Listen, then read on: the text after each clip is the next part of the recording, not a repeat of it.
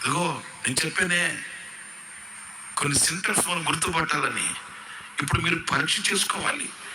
అయ్యో బాబోయ్ నిజమే కదా, మరి నేనేమో ఎప్పుడు ఇట్లాగే కదా బ్రతికేది, ఎప్పుడు నాకు ఉన్నతమైన వాటి మీద, రమ్యమైన వాటి మీద, శ్రేష్టమైన వాటి మీద మనకు దృష్టి నిలబదే. మనకి ఎంతసేపటికి అల్పమైన వాటి మీద కదా దృష్టి. అలాగైతే మనం ఏర్పరచబడిన సంఖ్యలో లేవు కదా అని మీరు డిక్లేర్ చేసుకోవాలి అంతే. మీరు మీరు మిమ్మల్ని మీరు పరిశీలించుకొని ఒక ఘాటుకు వచ్చేయడమే. మళ్ళా దీనికి వేరొక డిటెక్టర్ అవసరం లేదు. మెటల్ డిటెక్టర్ పెట్టి, థర్మోమీటర్ పెట్టి, స్టెథోస్కోప్ పెట్టి, లేకపోతే సిటీ స్కాన్ చేసి ఇక్కడ రిపోర్ట్ ఇచ్చేది ఏముండదు. అబద్ధం ఆడని అర్థం ఎదుట నిలబడగానే మీ సహజ రూపం కనబడిపోవాలి అని చెప్పేది. ఆ దృష్టి దేని మీద ఉంది? ఇప్పుడు మోషే ఉన్నాడండి. ఎవరు? అందరూ చెప్పండి. మోషే ఉన్నాడు. ఆయనకేంటి తక్కువ?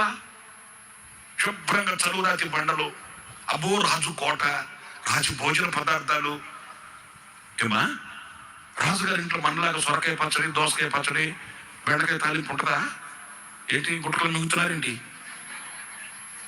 తెలియక అడుగుతున్నానులేండి. రాజుగారి ఇంట్లో పచ్చిమిరపకాయల పచ్చడి, ఎండుజాతి పులుసు.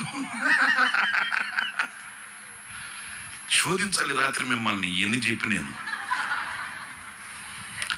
ఇలాంటివి ఉంటాయండి రాజుగారి ఇంట్లో? మాట్లాడండి, గట్టిగా చెప్పండి. మరి ఏముంటాయి?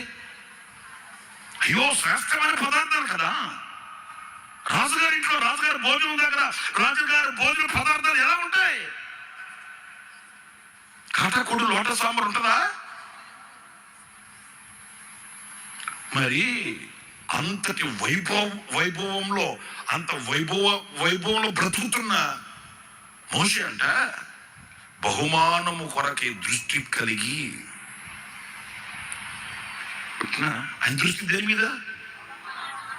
ఎందుకు మోషేని దేవుడు ఏర్పాటు చేసుకున్నాడంటే అతని దృష్టి, అతని మనసే. పట్టుకున్న బైబిల్ బట్టి కాదు, వేసుకున్న ముసుగును బట్టి కాదు, వేసుకున్న బట్టలు బట్టి కాదండి, ఆ మనసే.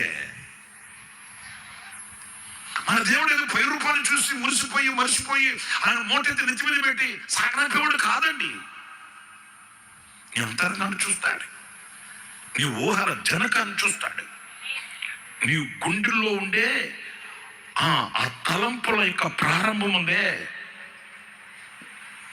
ఓకే, నీ అణువులో ప్రతి పరమాణువు తెలుసు ప్రభువుకి.